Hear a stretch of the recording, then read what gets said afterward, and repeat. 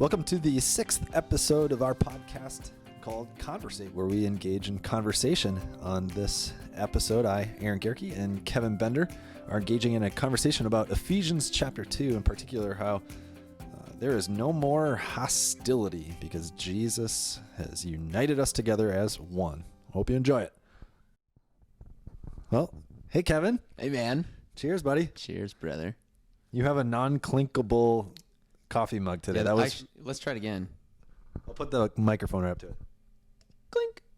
Oh, you said clink. Oh, yeah. Or was that your mug? That was me. I was compensating. Oh, nice. Compensating for this is from the local Steep and Brew. If you haven't been there, it's a drive-through coffee place. It normally has like 20 cars in the line. It takes forever. It's really good. You got some froofy stuff in there? Yeah, Molly got it for me. So probably, yeah. Some almond milk, maybe. Some pumps? Some pumps of some kind. Yeah, you don't even know? Yeah, it tastes creamy. All right. Well, good for you. Awesome. What are we conversing about today, Well, Kevin? Aaron, I'd like to ask you, first of all, you can recognize that over the weekend it snowed, and now I'm bundled up in my long sleeves, and I noticed you wore a short sleeve T-shirt in the office. Yeah, man. What's that about? Well, this is my bunny shirt. So, and I have on pineapple socks, pineapples with sunglasses. So, yeah, welcome to the Upper Peninsula of Michigan, where you just got to embrace it. Gotcha. You know, it's sort of, it's like life, Kevin. Like you just have to find a way to be present where you are and enjoy it and embrace it and deal with it. And it might not be pleasant on the outside, but your attitude makes a difference. Ooh. It's possible, you're saying, to have some sort of kind of inner peace, even though exterior factors would not point you in that direction. You know, the way this conversation is going, it would almost seem to the listener like we prepared this in advance and we're setting this up, but we're not. This is what 6 conversations with the same human being will do. You build rapport over time, yeah? There you go. Yeah. And we're both preachers and we know how to use words and ideas and themes. So, but the people listening might still be thinking, what are you guys talking about? You're right. Well, let's get real. All right, let's get real. So, I'm going to do my best to tie it in because, we've been talking for 6 episodes and conversation's been good and healthy, I think. I think so. And we've been, on similar pages. And you talked in your sermon this weekend, right? Ephesians 2, focusing on this wall of hostility. Sometimes the walls go up when these 4 horsemen show up in relationships. They seem to kind of stifle conversation. Right. None of them seemed very conducive for conversation. Right. Yeah. So what does this idea of the 4 horsemen come from? 1, 2. I'll just tell us more about them. Okay. Yeah. So if you're listening to this podcast and you didn't hear me preach this week, I referenced research by a marriage researcher by the name of John Gottmann, who has a research lab. They call it the Love Lab, which does sound a little bit creepy, where newlyweds come in and they're observed for a weekend by researchers. And this John Gottmann guy, it's kind of sad, but the thing he's most well known for is his ability to predict whether or not a marriage will end in divorce within the first 15 minutes of observing a couple. And he's got over 90% accuracy in doing this. So I guess the research has shown a lot of patterns that he's paid attention to. And one of those things he calls the 4 deadly horsemen of the apocalypse, which is a reference to some biblical imagery from the book of Revelation. But we don't need to go there.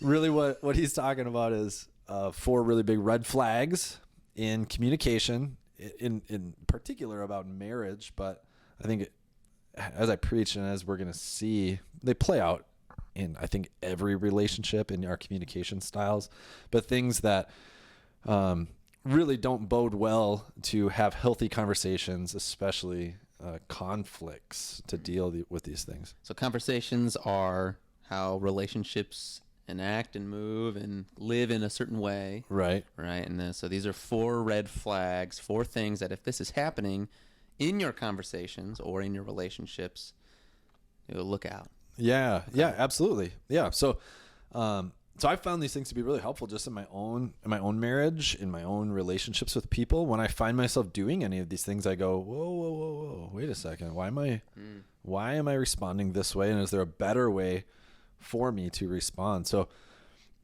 I don't know if it's helpful just to go through these 4, just kind of briefly explain them, and then to give a little bit of helpful example, like, if you find yourself getting ready to do this, what could I do instead? Yeah, that sounds good. Maybe introduce one at a time. Okay. An example, and then what to do instead. Okay. Yeah. So the first one is criticism. First one's criticism, and again, the difference between criticism and complaint is a complaint just points out that I have an issue with you or with something about you or something you haven't done, or that I wish you would do differently, and I can just bring up that issue. A criticism is when I tie in something I don't like about your character to the issue. And what the researchers say is basically what you can tag on to the end of any complaint is just the question, what's wrong with you? So if I have a complaint and then I say, what's wrong with you? Then it's more of a criticism because it's a personal attack. Yeah, it's not what's wrong with this thing. It's what's wrong with me. Yeah. And that's the real problem. Yeah. Okay. Yeah. Okay. So, instead of doing that, what they say you should do is, this all has to actually do with they call it the startup to the conversation, and a lot of people start a conversation with harsh startups. Ooh. So like if I have a problem with you, you might not even know I have the problem with you, but I come blazing in and I go, what's wrong with you? You didn't put your clothes away. We'll just use that example. What's wrong with you? So that's criticism. That's a harsh startup. So if you use a more gentle startup, it could be, hey, Kevin, I'm really disappointed. I like for our house to be clean. I'm pretending to be your spouse now, I guess. Oh, okay, got it. Yeah, I'm back with you. Okay. Sorry, I went to another place there. Yeah. I don't know. Kevin just leaves his dirty laundry laying around the office. I'm sorry. Sorry, Aaron. Pick up your socks. Why do you feel like your mom?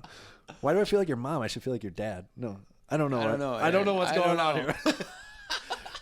Hold on. We need to edit this. No, I'm just kidding. All right. So instead of doing that, a gentle startup, right? I can come at this more gently and not come so critical. I don't know if that's self-explanatory, if that makes sense. I think so. Yeah. So it almost sounds like that maybe we carry a lot of stuff around internally, with us. It kind of builds up, especially if we're not communicating. If there's something that's going on, the first time, well, I'm likely probably just to shrug it off and not even think about it. Right. Then if it happens again and again, well, now I kind of have a decision to make. Right. Maybe I can talk about it, or maybe I can just, kind of be annoyed by it. Right. But it still lives, and then over time, see, this is what I see happening, and then all of a sudden it's the straw is broken on the back. You're like, what is going on around here? Right. And it's turned into this big deal when really the other person has no idea. Right. They're caught off guard. Right. Yeah. Right. Okay. And we see this happen in marriages, but it happens in all kinds of other relationships too. When conflict is left unresolved, we start to spin these tales in our heads about the other person's character, and that the issue becomes their identity, or the issue becomes their character, and it just, it's not a good place. But I think we all naturally do it to a certain extent. Sure. Yeah, and it sounds like it's the kind of thing that's not going to encourage more conversation. Right. If you come that way, immediately when you were in the example, I was already getting defensive. I was like, hey, man, I've had a busy week. Right. I just have not had time to do this. You don't even understand. Right. And so that's one of the other horsemen then is that defensiveness, right? So they go hand in hand often. So defensiveness, we'll take that one next. There's no particular order in these, but so defensiveness is another of the deadly horsemen. So if I have an issue with you and I've never brought it up and I've let it boil and I decide to come with a harsh startup, what happens? Yeah, you get defensive. Yeah. And I mean, it makes sense in a way, but if I, but let's say that I use a gentle startup. Yeah. Let's say that I'm not being critical. I use a gentle startup and you still get defensive over it. That's when that's a problem, because I'm doing my best to come gently to deal with the issue. Now you're making the choice not to engage with me, because defensiveness doesn't, instead of being defensive, what they encourage you to do is to take some responsibility. So if I have an issue with something about you, there's probably an element in there that you could own. Sure. Maybe not the whole thing, but probably part of it at least, or at least honor me in that I have an issue with you. Yeah, these two things to me, make sure I'm hearing this correct, they almost sound like kind of the inverse of each other. So like criticism is you coming at me and kind of saying, what's wrong with you? As if there's like a part of my identity that's just flawed and that's what's created this horrible situation. Yeah. Whereas defensiveness could be like you're coming and saying, hey, Kevin, like I've noticed something that's kind of been going on and I'd like to talk about it. And it's your dirty laundry. Right. And immediately I'm like, it's almost as if I'm afraid that's like my identity is almost wrapped up in my laundry keeping. Yeah. Yeah. And so I get defensive because it feels like an attack, even though it's not an attack on me. Right. Just trying to sort out something. Right. Yeah. So I put my guard up. Right. It also sounds like defensiveness would be like not super compatible with like our idea of confession, like what we do in worship, right? Yeah. Right. And I think that's probably sometimes like when we hear our sin called out, we don't like that. Right. I don't want to hear. I don't want to think that I'm a sinner. Right. Literally air my dirty laundry out there. Yeah. Right. And we see that like in like scripture, Jesus calling people out and them kind of being like, no way, Right. They get defensive. Right. But yeah, so tell me again, what's the positive side? Take responsibility, you said. Take responsibility. Yep. Because ultimately, if you're defensive and I'm not being critical of you, really, that's just an underhanded way of you placing blame back on me. So if you shirk responsibility, you're not necessarily pointing the finger back at me, but you are. Yeah, kind of saying like, whatever, man, that's your problem. Yeah. Like you have an issue with this, not me. Yeah. Yeah. Okay. And that's not good either. Yeah. Yeah.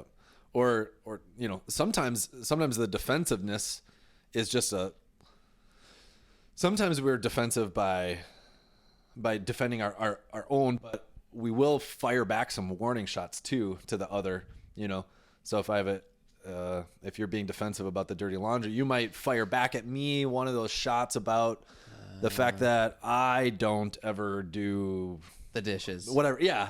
And we just fire these warning shots over the bow, and it's like, okay. Yeah. And that's not a conversation either. Yeah, it's like the imagery is more. This is war. Yeah. And there's the dividing wall, right? Yeah. And we'll just fire our arrows over or cannonballs and launch them at each other, and you stay over there and I'll stay over here. And meanwhile, I think like in a relational sense, it's almost like both sides of this fictitious cities we now have battling against each other. Like on the other sides of them, maybe there's like erosion caving in and the city's going to like fall to bits unless they can bridge this gap between the two. Right. And, but just by battling each other, it kind of eats away and erodes. And before long, like the whole thing's going to be, you're both going to sink. Right.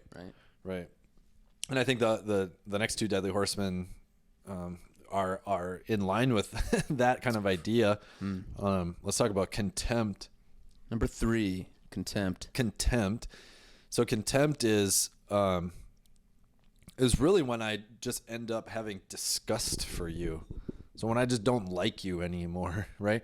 So criticism is when there's a character, I'm digging at your character, you know, this issues are, you know, negative traits about your personality and all this stuff.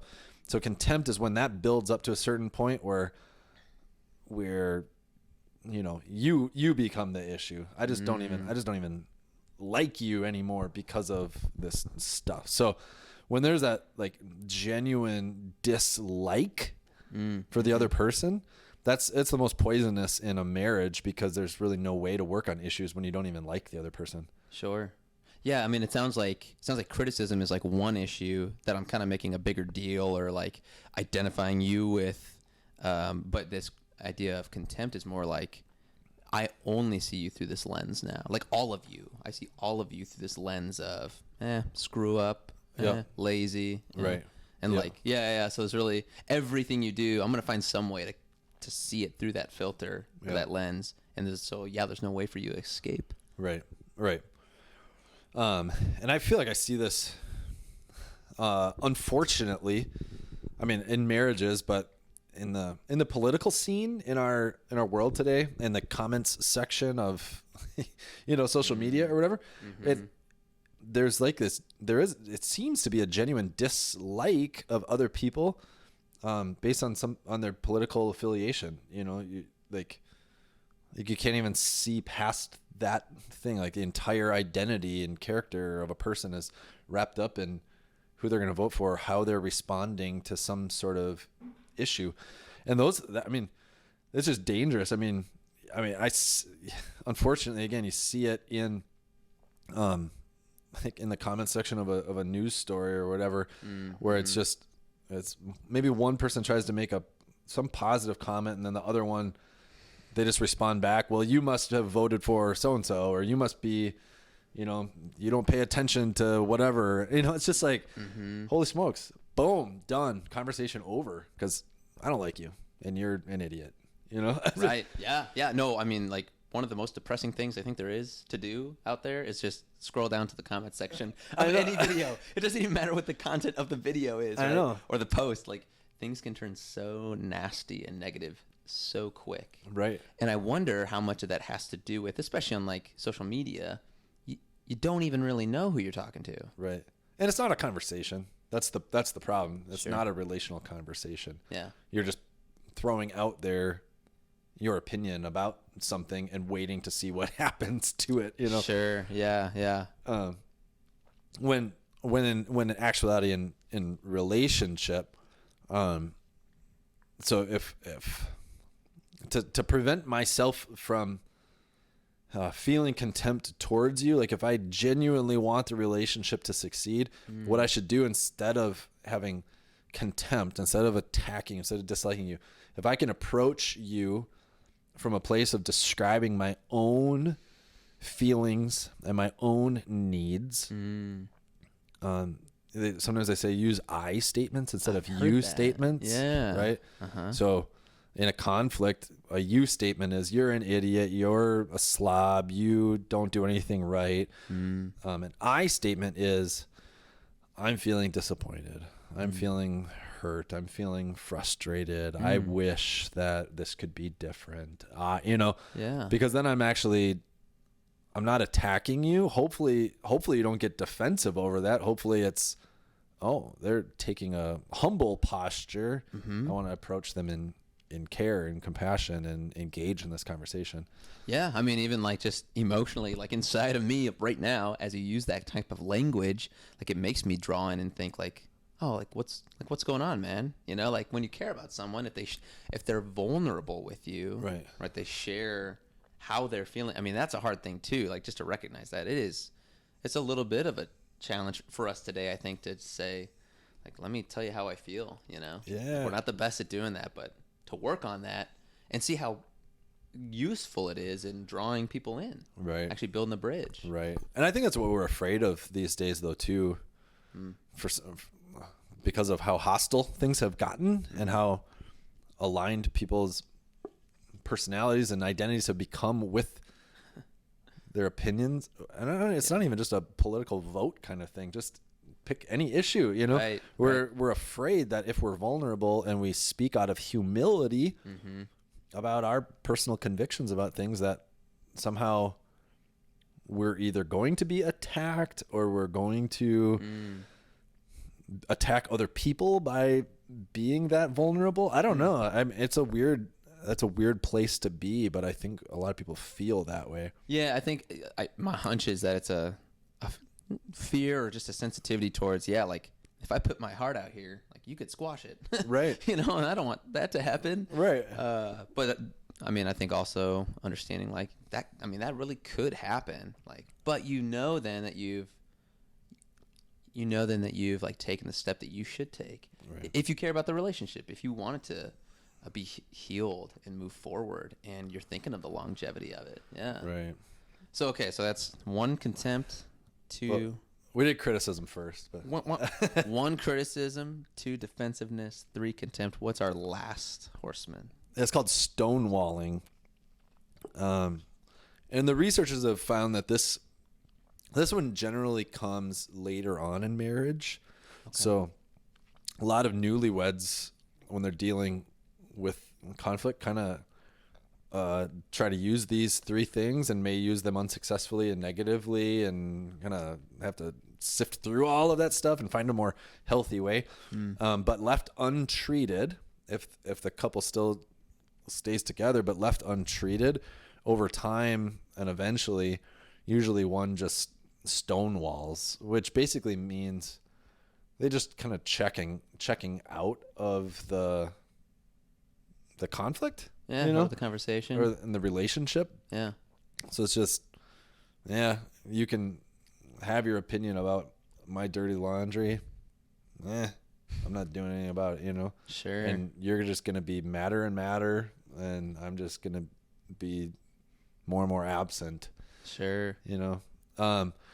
So stonewalling though comes from like kind of pent up, like it's a natural, like physiological response. Wow. So like if I'm feeling attacked by you, there not only is there an emotional response, but there's a physiological response. So if I'm feeling attacked by you, my heart rate's probably going to go up. My blood pressure's probably going to go up. My palms might get sweaty. I might get nervous shakes. Like, I mean, all those things happen. So to prevent all that stuff, eventually your body's just going to kind of shut down and go numb to all of that stuff. So if you're finding yourself in a heated exchange in a relationship and you feel like you want to withdraw or stonewall and just be firmer and firmer, especially in a marriage, this can work. What they recommend is don't disappear for good, but take a 20-minute break. Just say, I need 20 minutes.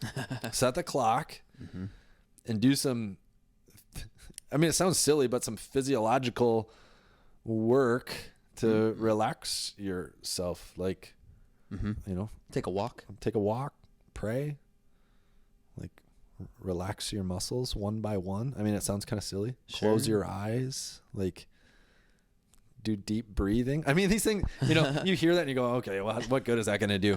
It does stuff. I mean, it really does. There's a lot of research behind that, like on a physiological level. And then you check back in and your conversation would be different. It just will. Huh. That's amazing. Yeah. Yeah. Yeah. It's amazing to hear that counter to stonewalling. It's also like a little sad to think of just the reality of stonewalling, and that it's kind of this like over time the trench is dug so deep or the wall has been built so high. It's like you don't even really fire the arrows anymore. You're just kind of like, let's turn around. Yeah. Essentially. Right. Yeah. And that idea of turning away, that's what Gottmann and the researchers say is that's the dangerous thing when in a relationship, especially in a marriage, but any relationship, if you want to stay in a relationship, you have to remain turned towards one another. Once you turn away from the other, then you're saying, I'm not going to participate here, and stonewalling is kind of the last straw of that. But every one of these horsemen is in a way turning away. It's, firing a shot back and turning away, and defensiveness, or criticism is sometimes taking that shot and running away and just seeing what you do with it. You know what I mean? So all these are those little attempts to not really be engaged in the relationship.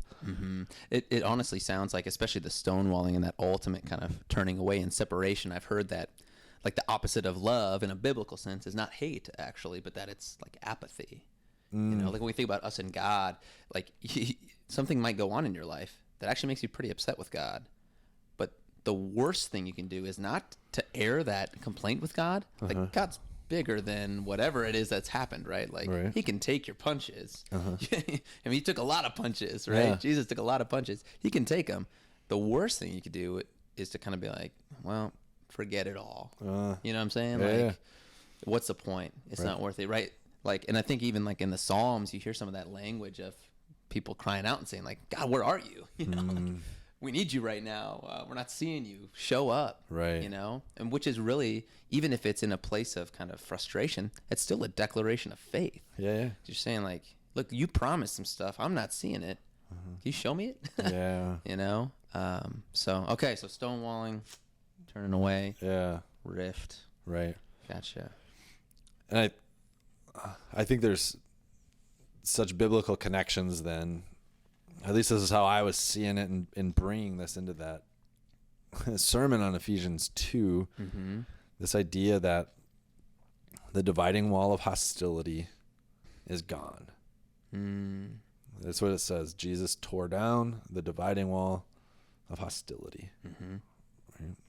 So I think hostility, that word can also the word, that Greek word, can also be translated as enmity, which at least in my mind, there's probably difference in definitions, but I think that word contempt also probably falls in line in there too. Sure. Right? No more contempt, hatred, hostility, enmity, division. Like all that stuff's gone between us and God, and between us and other people in the cross of Jesus. It's just any time that there's hostility, we created it.